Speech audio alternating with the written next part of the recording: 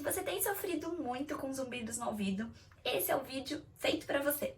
Nele eu vou explicar um pouquinho por que isso pode estar acontecendo e vou dar algumas soluções que têm sido apontadas pelos estudos mais recentes.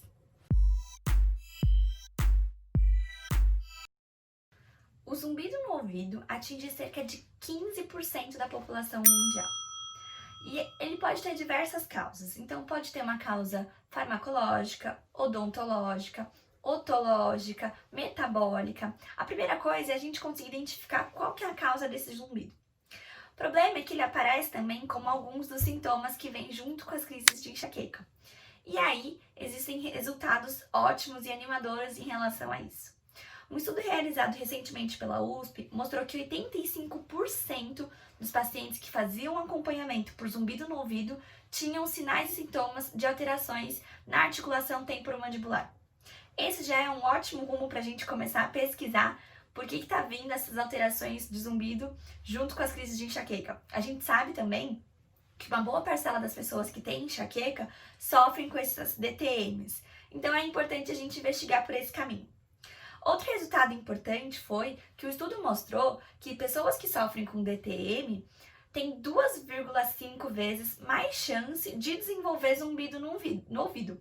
Por isso, a gente já consegue observar que essas alterações estão intimamente relacionadas. Os distúrbios temporomandibulares com o zumbido no ouvido. E, ao mesmo tempo, a gente consegue relacionar essas alterações com a enxaqueca. Agora, Fer, por que você está tão animada? Porque, diante de alguns desses resultados, alguns estudos passaram a sugerir que o zumbido no ouvido pode ser desencadeado também por alterações musculoesqueléticas e alterações funcionais posturais. Como assim? Quer dizer que alguns problemas cervicais, alguns problemas na coluna, ou até problemas musculoesqueléticos de tensão na musculatura da cabeça e do pescoço podem sim desencadear o zumbido no ouvido. E é aí que a gente pode entrar com algumas dicas simples que podem te ajudar a diminuir esses sintomas. O que esses estudos mostraram também foi que esse zumbido pode estar relacionado ao que a gente chama de pontos gatilhos, que são algumas faixas no tecido muscular que ficam mais tensas, mais rígidas e dolorosas, a palpação. Então a gente consegue senti-las através da palpação com as mãos e aí a gente identifica esses pontos gatilhos. O resultado desses estudos mostraram que ao se pressionar esses pontos gatilhos e realizar a liberação desse ponto gatilho, os sintomas de zumbido somem parcialmente, em alguns casos até totalmente. Então, a dica que eu te dou é, use as mãos. Fer, como que a gente vai fazer isso? Se você não assistiu a live, não tem problema, eu vou te ensinar alguns exercícios, mas assiste a live que lá eu ensino a fazer a liberação desses pontos gatilhos também.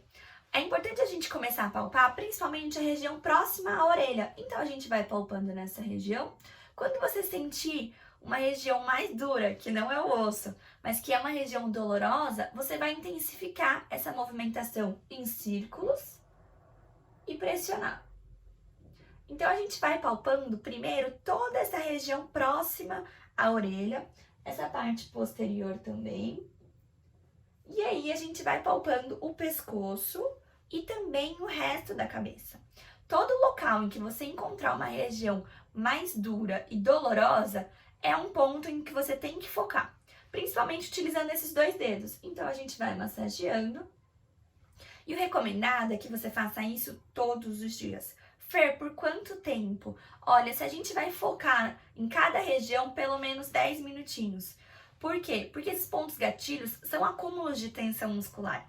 Então é importante a gente conseguir fazer uma liberação e a gente não consegue uma liberação do dia para a noite. Se você tiver a oportunidade de vir passar comigo numa consulta, ótimo, porque com o fisioterapeuta a gente consegue liberar mais fácil esses pontos gatilhos. Mas nesse momento de pandemia, onde tudo está complicado, você pode conseguir fazer isso em casa, basta ter dedicação, assistir os vídeos de automassagem e observar se você percebe uma melhora ou não nesse zumbido. Outra coisa importante é ir tratar caso você tenha algum distúrbio temporomandibular. Uma dica fácil de você perceber se existe alguma alteração é você colocar o dedo limpo aqui nessa região da orelha e pressionar. Se você pressionar ali para baixo e abrir a boca e sentir dor, isso mostra que você pode ter algum distúrbio temporomandibular e aí é extremamente importante você procurar um tratamento para isso.